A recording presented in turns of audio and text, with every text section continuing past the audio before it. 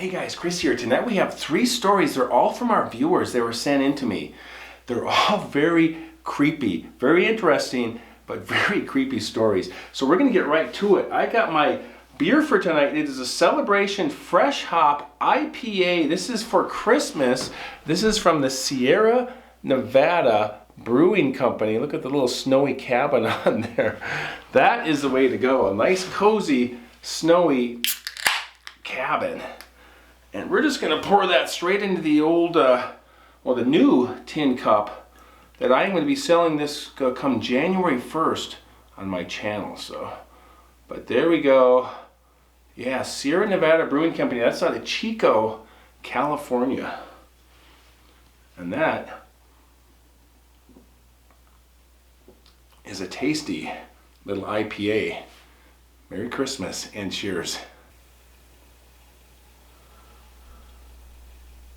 So our first story comes to us from Danielle. She's an over-the-road truck driver and she was traveling through Gila Bend, Arizona, through the Sonoran Desert.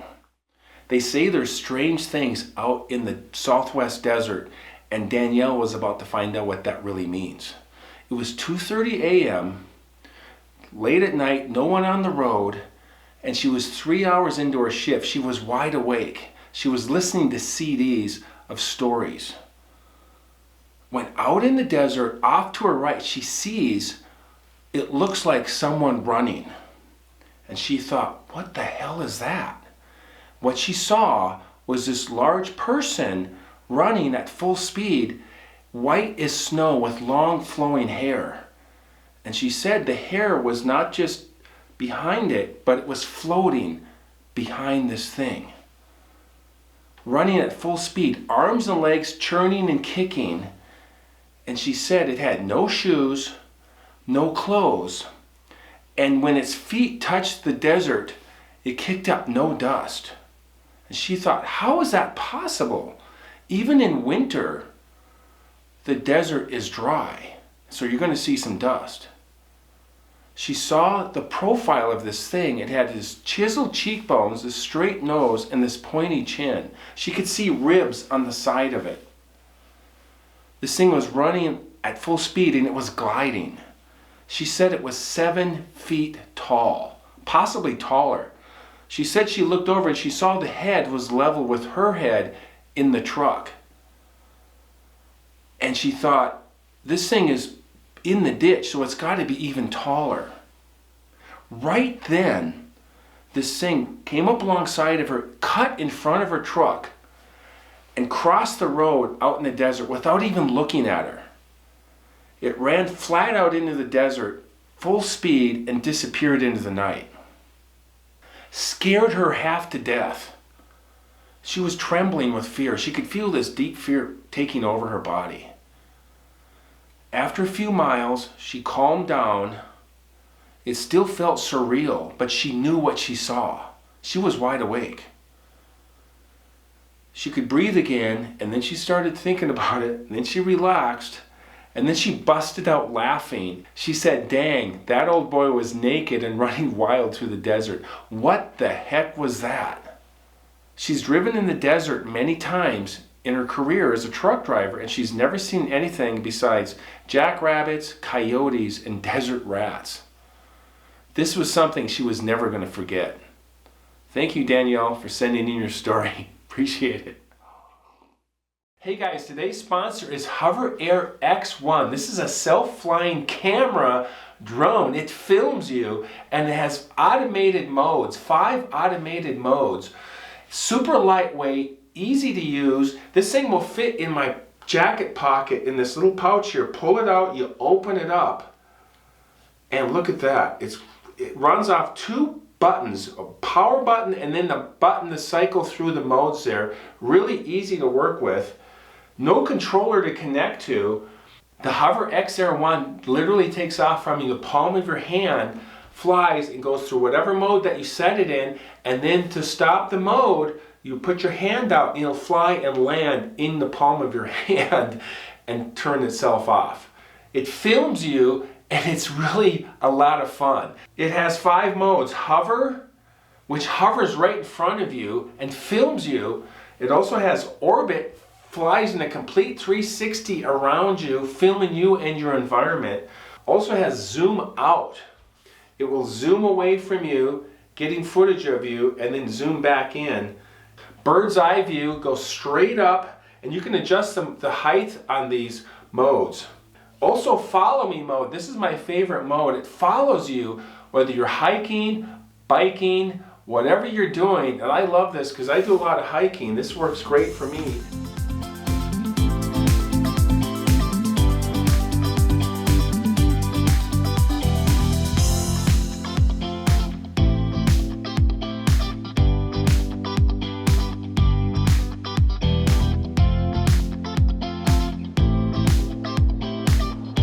So check out the link in the description below and start flying and filming today. HOVERAir X1.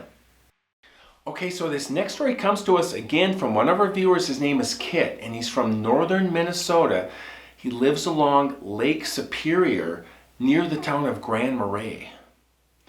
Beautiful country up there, northern Minnesota. You have the largest of the Great Lakes, Lake Superior. There's rivers that come down out of the hills into Lake Superior, thick forest, wild country. Kit had a good friend that was also a co-worker, and he needed to pick up and retrieve a van from his wife's mom's home farther up the road on the North Shore in Minnesota. And he told Kit, he said, hey, if you want to come with me, we can do some fishing. I'll pick up the van and we'll bring it back, and then one of the nights on the way back, we'll spend the night in a cabin. So they did this, they got the van, they did some fishing, had a good time, they're coming back, and they went to this cabin. It's 1:30 in the morning, dark night, starry night, real nice night. They're coming down this dirt road, heading up to this cabin into this thick forest. Stars are out, and they get to the cabin, cabin's dark, get the lights turned on, get the heat going. Kit's friend says, you know what, I'm really tired. I think I'm gonna go up into the loft, bring my sleeping bag up with me and go sleep up there. Kit decided to stay downstairs by a large window, and there was a bed there, and he rolled his sleeping bag out, and he wanted to be able to see the stars while he was in bed. Kit falls asleep, and while he's sleeping, he has this dream. He's looking down at this gray slate, and on top of the gray slate are these runes, these rune stones. And a rune is an ancient Germanic language that was used by the Norsemen or the Vikings. And he's having this dream, and all of a sudden there's these runes that are on these stones. These symbols are carved on these stones. This picture in his dream starts spinning, gets really dizzy and disorienting, and then he wakes up and he looks up out of the window. He can see it's morning, but he sees in the window right away there's a Bigfoot staring at him from the window, just staring right down at him. He's staring back at it, and he's filled with fear, just totally startled, and he realizes it's morning.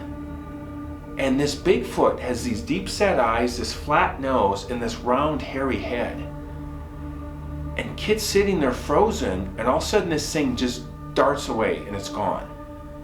Kit immediately gets out of his sleeping bag, jumps up, and he starts hollering for his friend who's upstairs sleeping in the loft. And he says, I just saw something in the window, it was staring at me. I think it was a Bigfoot. His friend sits up and he starts yelling back at him, asking him about what he'd seen. And then Kit sees in the sliding glass door in the back of the cabin that's facing the forest, he sees this Bigfoot walk by. And he said it was the smoothest walk he's ever seen. It was like it was gliding on by this window. And he said it was really muscular, very tall, and it was covered in this reddish brown hair. He said the head and the shoulders were above the window frame of the sliding glass door. He was afraid, but he was so excited, and he just felt like there was this opportunity to see this thing So he runs over to the door, unlocks it, pulls the sliding door to try to open it, but it doesn't budge, it's not moving. And he yells at his friend, "This door won't open, what's wrong with this door?" And his friend yells, "There's a broomstick in the track." He looks down, he sees the broomstick in the track, he reaches down, takes it out and just throws it over his shoulder, slides the door open, and runs out into the backyard. He looks down the side of the house, looks out into the forest, he listens, he doesn't see or hear anything. The Bigfoot is gone. Kit came back into the house, he was filled with adrenaline, really excited, and he started telling his friend about what he had experienced, what he had just seen. And his friend was trying to understand what he was saying, and he knew that he'd seen something extraordinary because he'd never seen them this excited before. Kit said, he told me in his email, that he thinks the Bigfoot was trying to tell him something about the runes that he saw in his dream. He didn't know what it meant, but he knows he saw something amazing. I looked up runes and tried to get like a definition of it, and the meaning of a rune is a secret or a mysterium. Each symbol has a deeper meaning above and beyond the sound it makes in the language. Really interesting. A secret or a mysterium. And Bigfoot, whenever Bigfoot is seen or heard, there's this deeper mystery and almost like a secret about it. Also with Minnesota, there's a deep and rich Scandinavian history there, and the ancient history is with Norsemen, and another word for Norsemen is Vikings, and hence the Minnesota Vikings. And in southwestern Minnesota is the Kensington runestone, which there was a story about Leif Erikson in 1362 finding this stone, and there's a history with that, as well as a history of immigration with Scandinavia, Finland, Norway, and Sweden. In fact, I am of Swedish heritage myself, and I'm from Minnesota, so there's something about the runes and Bigfoot and Minnesota and ancient history, and there's a bunch of puzzle pieces that Kit discovered in this dream and this encounter that he had. So it's just really interesting. I think it just really has more to do with, this is my interpretation, that Bigfoot, like I said, is a very mysterious and secretive being, and the runes are also secret and mysterious. So those are my thoughts on that. I'd like to hear you guys' thoughts on this as well. Also, I found a book online, and it was called something like Bigfoot and the Runes, or the Runestones. So there's a deeper story there, maybe another video as well. But that is our story from Kit from Minnesota along the north shore of Lake Superior. Thank you, Kit.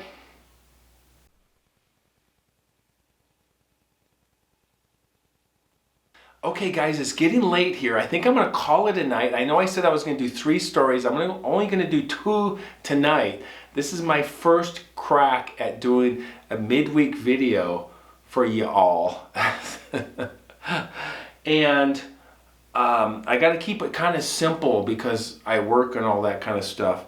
But I think it would be really interesting to, during the middle of the week, have more of a a shorter story, and then have more of a discussion about it and about different topics and different things. And it doesn't always have to be about Bigfoot, but just discussion and things that are interesting, and we kind of research it and kind of dialogue about it, and I can throw questions out to you guys and all like that. So I think that would be kind of fun to do that.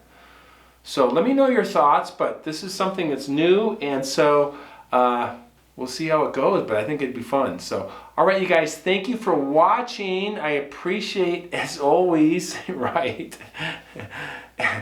And if you guys like stories about the strange, unexplained, and things that go bump in the night, and this is what we're going to be talking about, is things that go bump in the night and the strange, unexplained, and whatever that means. There could be other things besides Bigfoot and Sasquatch as well. So I'm really open to that. If you like that, please like and subscribe. If you have your own story, send it to me. I'll get to it when I can. basecampchris@gmail.com. That number again is basecampchris2@gmail.com. Make sure you put a 2 on there. So thank you for watching. As always, we'll see you in the next one. Keep hiking.